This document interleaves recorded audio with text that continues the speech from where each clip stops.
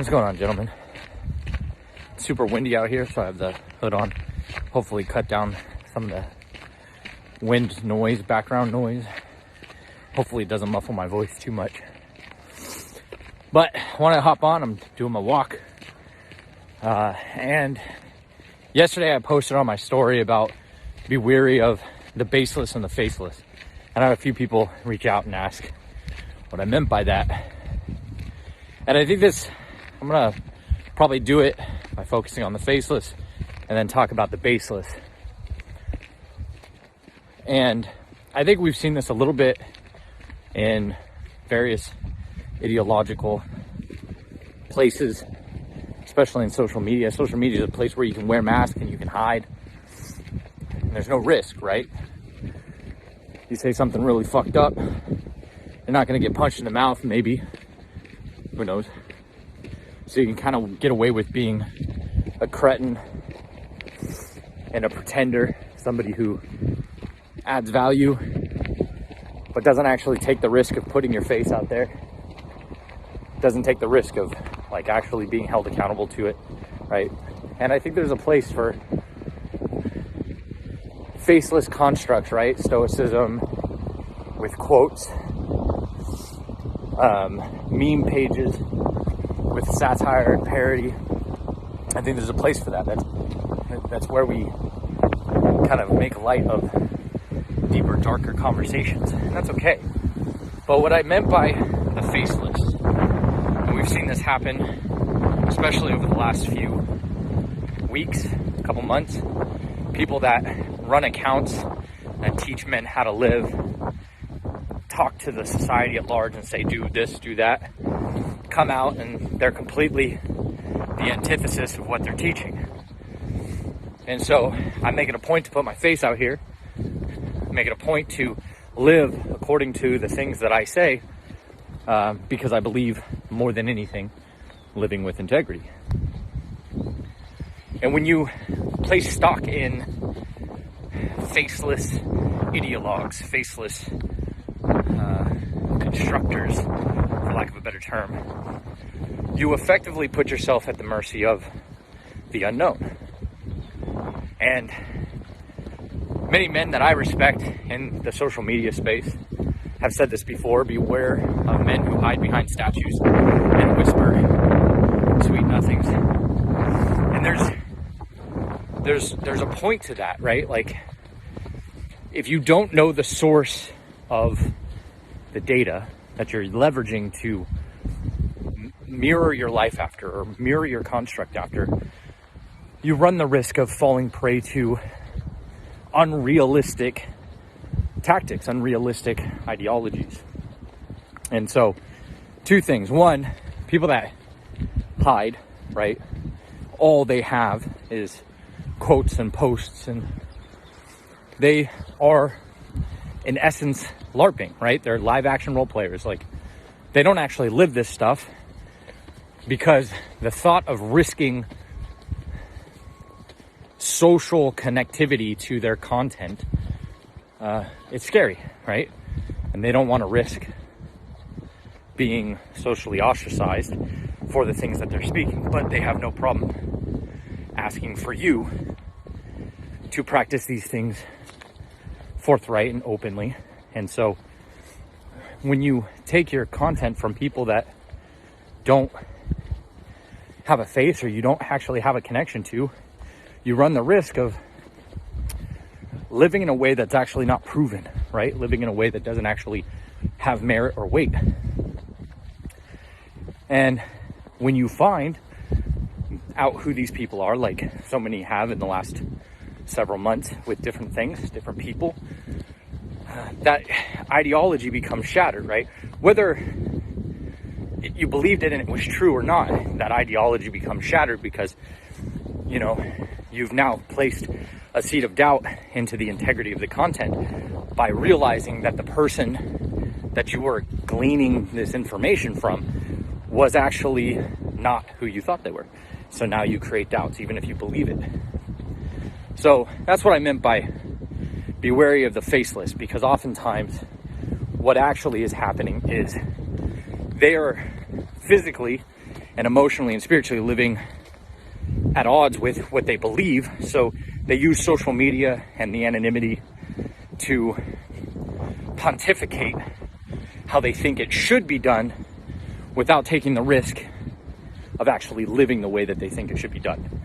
And we see this a lot with communists and socialists. We see this a lot with patriots who are gung-ho, but they don't actually want to take the risk of making those things known and connected to them. So just be wary of the faceless, because a lot of times they're not who they say they are. Now the baseless, like what I meant by the baseless, what I mean by that is oftentimes echoed in the faceless, which is there are ideologues and ideologies are not actually tried, true, and practiced. They're not put to the measurement of the reality of the world. They're merely put to the social meter of social virtual reality, right? I think men should do X, but they've never actually lived that. They've never actually implemented it. They've never actually deployed it. They just think it sounds like a good idea, but they couldn't point to you why. They couldn't give you examples or life lessons as to why it works that way versus, another way.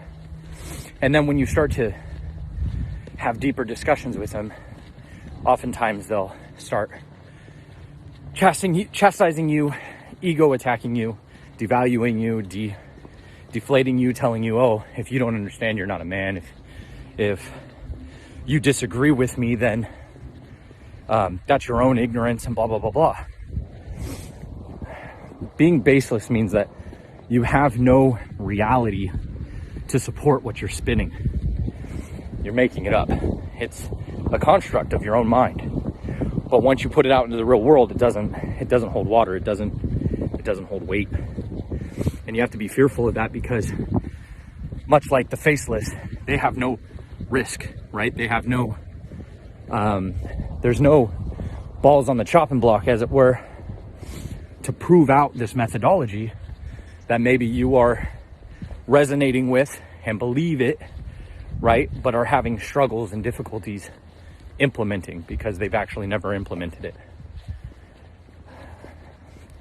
Kind of adjacent to that is those that leverage, and they are baseless. They leverage the man in the arena as their tool to give themselves credibility. What I mean by that is their ideology doesn't hold water. It's a baseless, non-fact driven experience. And so they go and find a man that is similar but off just a little bit, right? They're not aligned entirely. They're just aligned kind of tertiarily. And then they start to use them to attack them. They treat them like shit. They're like, oh, look at this buffoon. Look at this guy. He's an idiot because of what he's selling. And that's why you should listen to me. That falls into the same realm as faceless, or baseless rather, because what they're basically telling you is that my ideology, my construct, my thought process, it doesn't actually hold weight unless it is edified by the tearing down of another in a similar yet adjacent space. And so you have to be wary of that person too, because what you're effectively saying, maybe you don't agree with the person that is adjacent to that thought process, and you actually do like their criticisms of that person. Fine. But you have to ask yourself what the aim is, right? Because for me, like I've talked about it before, there's many men in this space of doing what I do, but doing it completely different and wholly different. And I respect them for putting themselves in the arena. I don't sit there and chastise them. I may not agree with them, but I also realize that once you stow your ego, there's a lot you can learn from that person. So when you start seeing ideologues chasing down other ideologues and saying, oh, look at this fucking guy, how stupid is this guy? That's a red flag for me, because that's showing me that maybe your ego got hurt.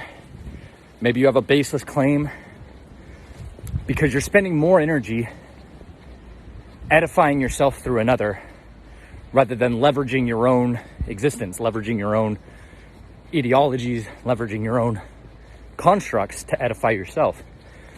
And that's not to say every once in a while when something comes out, you just pop off and like, fuck this guy. Like, we all have those moments. We all get pissed off.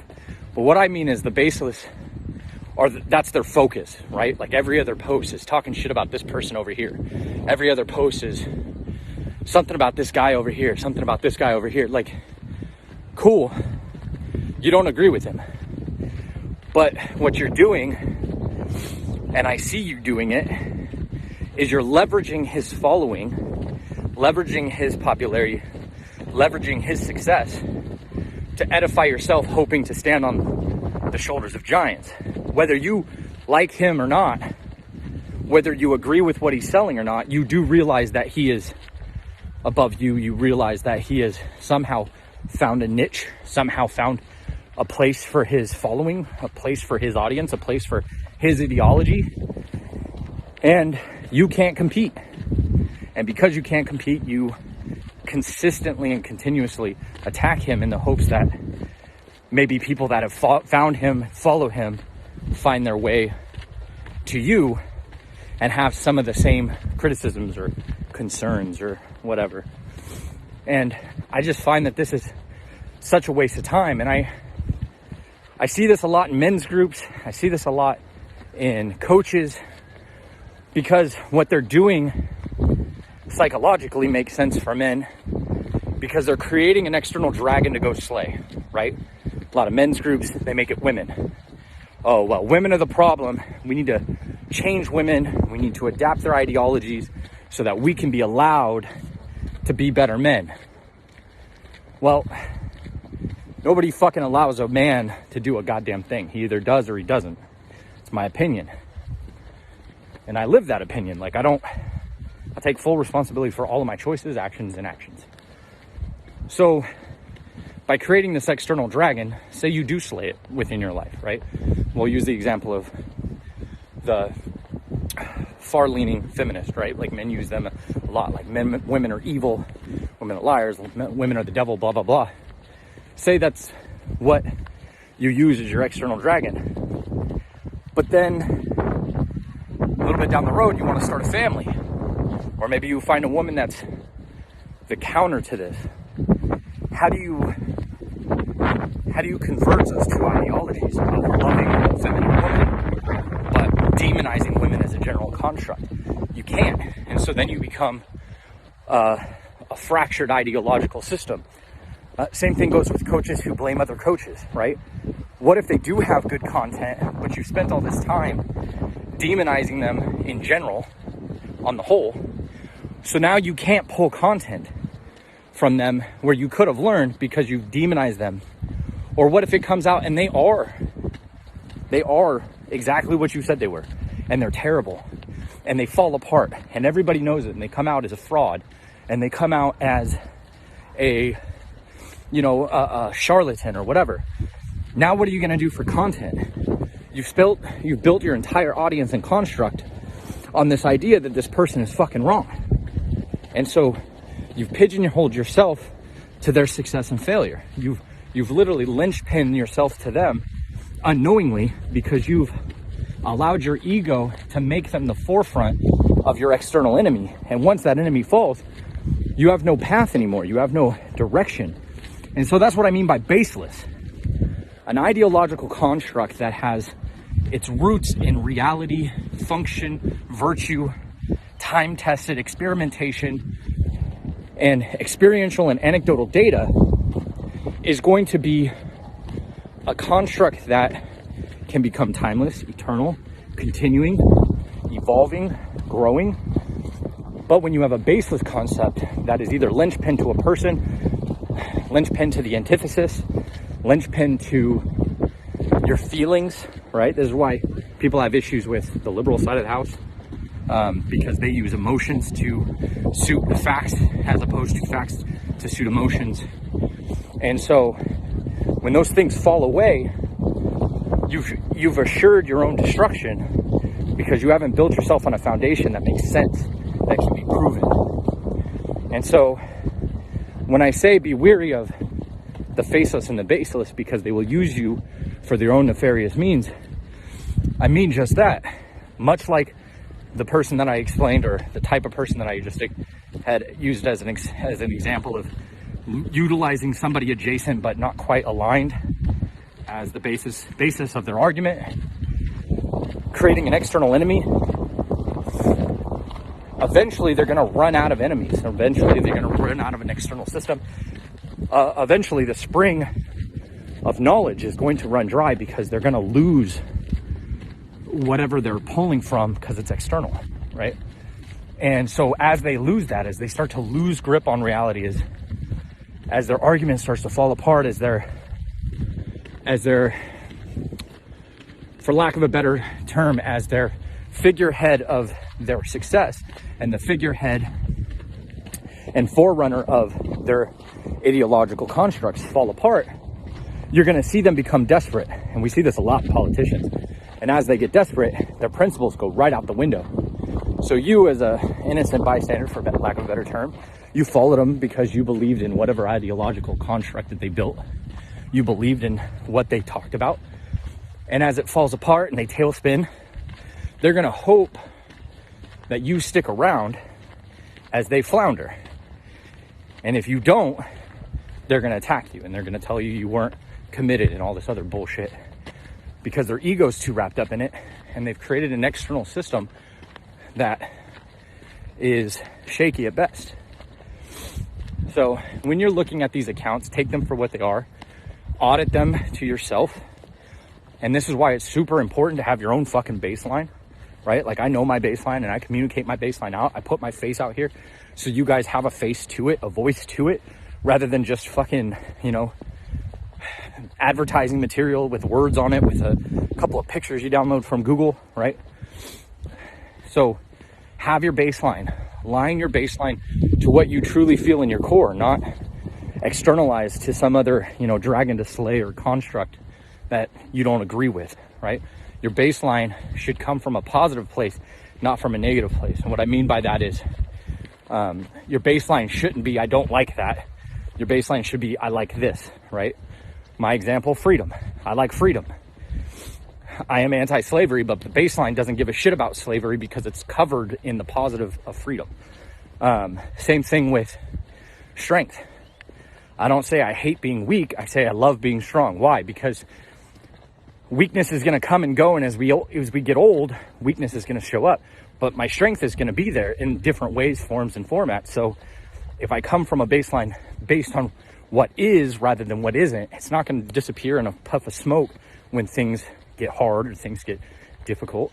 So when you're thinking about who you follow and what you engage with and what you consume, because your brain is an opportunity magnet, right? Your reticulating activating system, which is what your brain uses to filter out content that you don't care about.